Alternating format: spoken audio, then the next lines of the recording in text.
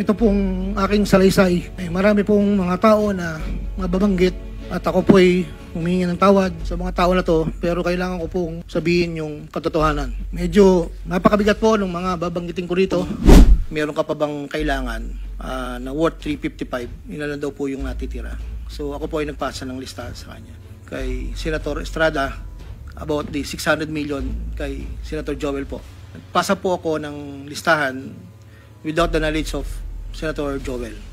Ayon kay Yusek Bernardo, ang GAA insertions ng 2024 na magkakalaga ng 300 para po 300 million na para kay, sabi niya po sa akin, para kay Senator Bong Revilla na noon ay kumandidato bilang senador para sa 2025.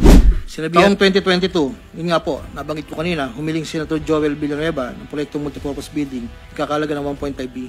Sa halagang 1.5B ay 600 million lamang ang napagbigyan ng pondo para sa dito. Magandang umaga po sa inyong lahat. Tinatanggap ko po na ako po ay hindi nakasagot sa maraming tanong mga nakakaraang huling araw upang maproteksyonan ang institusyon na aking minahal sa loob ng 30 taon. Subalit nitong mga nakang araw, ako po ay nakapag-isip-isip na tumulong na lamang po sa investigasyon na to para po sa bayan. Narito po ako sa harapan nyo ngayon upang tumulong ng buong puso, abot ng aking makakaya upang makapagbigay linaw sa katanungan sa investigasyon ito. Naintindihan ko po na hindi lang mainit ang isyong aking kinakaharap sa kasalukuyan. Mararamin po ang galit sa aming mga kasama sa DPWH dahil sa mga nabanggit na mga sinasabing katiwala sa aming ayon siya. Hindi ko na po titingnan to. Ito po galing sa puso ko. Nangangamba po kasi ako sa seguridad ng pamilya ko. Ito pong aking salaysay ay marami pong mga tao na mababanggit at ako po ay humingi ng tawad sa mga tao na to, pero kailangan ko pong sabihin yung katotohanan. Hinihiling ko lang po sa ating buting chairman, sa ating Secretary Justice po, na maproteksahan po yung pamilya ko. Medyo napakabigat po ng mga babanggitin ko rito. At ito po ay malalaman po natin ngayong umaga. At ako po ay in good faith sa lahat po ng mga senador nandito, sa ating secretary at sa mga nandito po lahat. Simulan ko na po ang aking pinandang salaysay, Your Honor.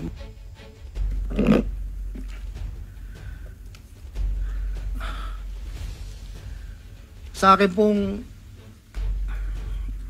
pong boss na nabanggit po nung nakarang hearing ng aming kasama,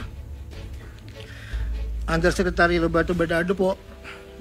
Una ko pong nakilala si Yusek Bernardo taong 1997. Kami po ay magkasama sa Los Baños po. Hanggang dumating po ang panahon na ako po ay na-appoint na District Engineer sa Bulacan. Sa taong 2022, nagsimula pong magbaba ng pondo sa akin si Yusek Bernardo. Nandito po ang detalye kung ilan po at magkano. Ito po, ang unang taon po, 2022 ay 350 million po. Ang kasunduan po ay 25% po para sa proponent. At ako po, o yung driver ko po minsan ang nag-deliver po sa kanya. Noong 2023 po, meron na rin po mga bumaba.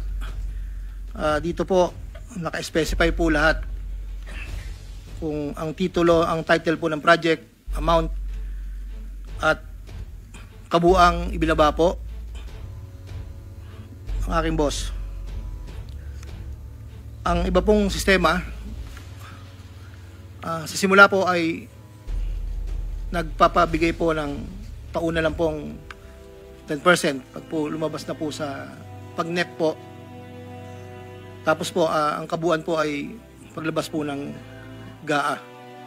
Pag po sa GAA, may lumabas na wala po sa NEP, ibig sabihin po nun, maaari pong, hindi ko lang po alam procedure, maaari pong sa BICAM po yun pumasok.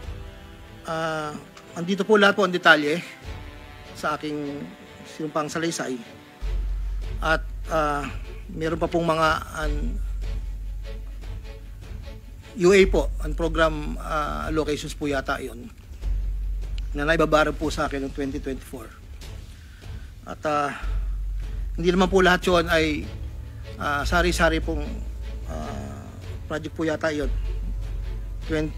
2.85 billion po. At yun po ay meron pong portion doon na merong 30%, meron pong 25%. Depende po sa proyekto. Huli po ay itong 2025. Merong halagang 2.55 billion po. 1.65 sa NEP at 900 million sa GAA. At ganoon din po ang sinabi niya sa akin sa proponent po. Doon po sa sinasabi na meron daw pong ang ating Senator Jinggoy Estrada na di umano'y meron pong sa listahan na pinakita po noong nakarang hearing. Yun po, ako po ang nagpasa ng listing po kay Yusek Bernardo. At ang sabi niya po ay meron ka pa bang kailangan na worth 355, yun na lang daw po yung natitira. So ako po ay nagpasa ng listahan sa kanya. Pagkakabanggit lang po sa akin ay meron pang extra si SJE. So nung lumabas po yun, sa kanya ko rin po binigay, pero wala po akong direct na komunikasyon kay Senator Estrada at wala rin po akong, hindi po ako ang nagdadala, wala po kaming, hindi ko po nakakaharap Senator Jinggoy po. Si Yusek Bernardo lang po ang kausap ko. Doon naman po sa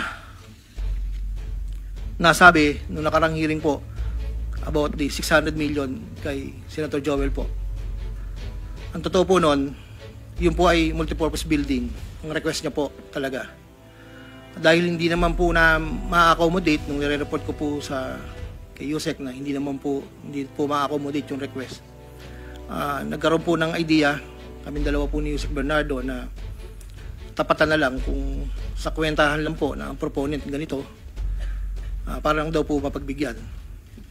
So, nagpasa po ako ng listahan without the knowledge of Senator Joel. So lumabas po yung pondo, I think UA po. So hindi po alam ni Sen na yun po ang pinalit namin sa multipurpose building. Wala pong alam si Senator Joel. So yung binanggit po na mayroon pong 25%. Ako po ang at si Yusek Bernardo ang nag-usap na gano'n na lang ang gawin para daw po matapatan man lang yung 1.5B na request po. Inayos ko po lahat yun at dinala ko po sa tauhan lang po ni Senator Joel somewhere in Bukawi po. Ang sabi ko po sa kanya, baka pwede, pakibigyan mo lang to kay boss. Tulong ko to, kung ano man ang future na plano niya, yun po ay tulong ko. Pero hindi niya po alam na doon ko po kinuha sa flood control po. Ang pangapat po, taong 2021, nakilala ko po si Congressman Saldico. Sa pamamagitan din po ng numero po, binigay lang po sa akin na Yusek Bernardo. Hindi ko na po nilagay. Kasi po hindi naman po kasama siya nung kami nagkita sa Shangri-La BGC. That was 2021 po. Ang unang usapan po namin ay susubukan pong makapagbaba ng pondo kung pwede po sa distrito ko. Taong 2022 po, unang bumaba po ay nagkakahalaga ng, tanda ko po, nandito po sa record, ay 519 po ang pagkakatanda ko po. After po noon, 2022, so yung 519 po Excuse me, engineer, para mas maliwanag, basahin mo na lang yung sinumpang salaysay mo para hindi ka naliligaw. Opo. Para wala na o-omit, wala na dadagdag, mag-stick ka doon sa sinasabi mong Yes po. sinumpang salaysay. Yes Huwag po. na yung opening. Una kong nakilala si Undersecretary Roberto Bernardo. Nagkasama kami sa Laguna. Na-promote siya nag-promote siya hanggang Undersecretary. Si Yusek Bernardo ang tumulong sa akin para may talaga ako bilang District Engineer sa Bulacan First DO noong 2019, panahon ng Secretary ng DPWH si Secretary Mark Villar. Nung panahon na yun, ang tanda ko po, Undersecretary for Operations sa Visayas, si Yusek Bernardo. Taong 2022, na magsimulang magbaba ng pondo sa aking DO, si Yusek Bernardo, ang kasunduan ay 25% para sa proponent. Ang proyekto ayon kay Yusek Bernardo, ang kabuuan ng mga proyektong naibaba ni Yusek Bernardo sa aking DO ay nagkakahalaga ng 350 million na sumusunod. Nandito po. Noong 2023, ang kabuuan ng mga proyektong naibaba ni Yusek Bernardo sa aking DO ay halagang 710 million. Mula sa halagang ito, 450 million ang pumasok sa NEP, 260 naman po ang sa GAA. Ang para sa proponent, 25% po, at may advance ito na 5 to 15 na kalimitang hinihingi ni Yusek Bernardo kapag ganap na ang NEP base sa pagdinig sa Kamera del Representante. Samantala ang pondong ng BICAM ay may advance payment na 5 to 10 na kalimitang hinihingi matapos ang direblasyon ng BICAM at ang balansa ay babayaran paglabas ng GAA. Ang detalye ng mga proyekto ay nandito po. Noong taong 2024, may kabuuang pondo na 3.3 billion, 150 sa NEP, 300 million sa GAA, 2.85 sa UA. Nung naipababa ni Yusek Bernardo sa aking DO, muling nagpatuloy ang 25% na bayad sa proponent ng mga proyekting to na binibigay ko kay Yusek Bernardo. Tulad ng 2023, ang usapan ay mayroon ding advance payment, depende na lamang kung ito NEP o GAA. Kaya limitang inutusan ko ang aking driver na dalhin ang proponent kay Yusek Bernardo, minsan po sa parking ng Diamond Hotel. Ang detalye ng NEP 2024 ay may andito po nakasulat po. Ayon kay Yusek Bernardo, ang GAA insertions ng 2024 na magkakalaga ng 300 para po 300 million na para kay, sabi niya po sa akin, para kay Senator Bong Revilla na noon ay kumandidato bilang senador para sa 2025. Sinabihan ako ni Yusek Bernardo, Henry, kay Sed Bong yan, baka gusto mo tumulong sa kanya.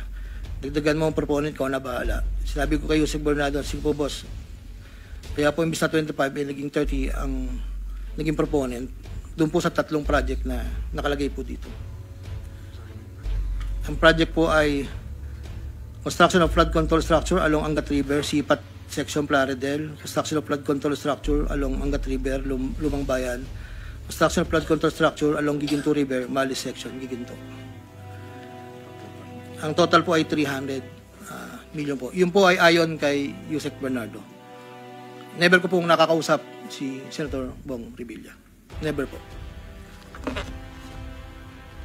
Makikita sa listahan ng mga proyektong galing sa UA 2024 na hindi lamang flood control ang mga proyekto, subalit ang proponent ay naglalaro sa 25 hanggang 30%. Noong taong 2025 ay may kabuuang halaga na 2.55 billion ang may pababa ni Yusek Bernardo sa aking DO. Tulad ng mga nakaraang taon, ang proponent ay natiling 25% sa kabuuang halaga ng pondo na ibaba ni Yusek Bernardo sa aking DO. Ang detalye ng proyekto ay nandito po. Marami po ito. Taong 2022, yun nga po, nabanggit ko kanina, humiling Senator Joel Villanueva ng proyektong multipurpose building, kakalaga ng 1.5B. Sa halagang 1.5B ay 600 million lamang ang napagbigyan na pondo para sa multipurpose building. Hindi po ito napagbigyan, kaya napilitan kaming gumawa ng paraan ni Yusek Bernardo. Hindi humingi ng partikular na proyekto o porsyento si Senator Joel, pero inutos ni Yusek Bernardo na bigyan na lamang ng proyekto na may katumbas na 150 million na proponent. Dahil dito, nabigyan si Senator Joel ng proyektong Unprogrammed Operations ng 2023 nagkakalaga ng 600 million na pawang mga flood control ng mga proyekto at kung saan susumahin na 25% ng proponent na may halaga na 150 million. Hindi alam ni Senator Joel na flood control ang mga proyektong nailan sa kanya dahil ang aking pagkakalam ay ayaw po ni Senator Joel ang project na flood control. Ang halagang 150 million dila ko sa rest house sa Barangay Igulat, Bukay, Bulacan na iniiwan ko po sa tao niya na ang nagangalan lang Pumpeng. Sinabi ko kay yan at mayroon pang available na 355 si SJE ayon po kay Yusek Bernardo. Sabi ko po, Boss Mayor naman, sagot niyo si Bernardo sa akin na ipasok ko agad sa kanyang listahan ng oras na yun. Agad-agad po akong nagpagawa ng listahan sa staff ko at sa loob ng 10 to 15 minutes, pinasa ko na po ang listahan kay Yusek Bernardo. Ito po ang listahan ng mga proyekto na nabanggit. Ito po ay puro pumping station po with floodgates. Ito po ay phase 3 dahil may nauna na pong phase 1, phase 2. Ito po ay 7 project. Meron pong 360 million, isang 45, isang 50, dalawang 40 million na may kabuang 355.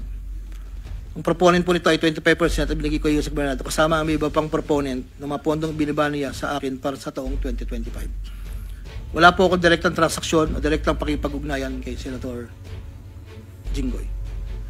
Pang-apat, Congressman Elsaldico. Noong August 20 o September 2021, nagkakilala kami ni Congressman Saldico sa isang pagtitipon meeting sa Shangri-La, Bonifacio.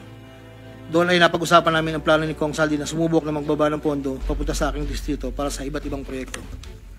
Pagkalipas ng higit kumulang na 1 buwan mula sa aming unang pagkikita, ako ay nagpasa kanyang listahan ng mga proyekto na may kaugnayan sa flood control at ang mga proyekto ito ay lumabas sa General Appropriations Act of 2022 na nakakahalaga ng, andito po, 1, 2, 3, 4, 5, 6, 6 na proyekto po ito. At ang pagkakatanda ko po ito ay 519 million, ang una po.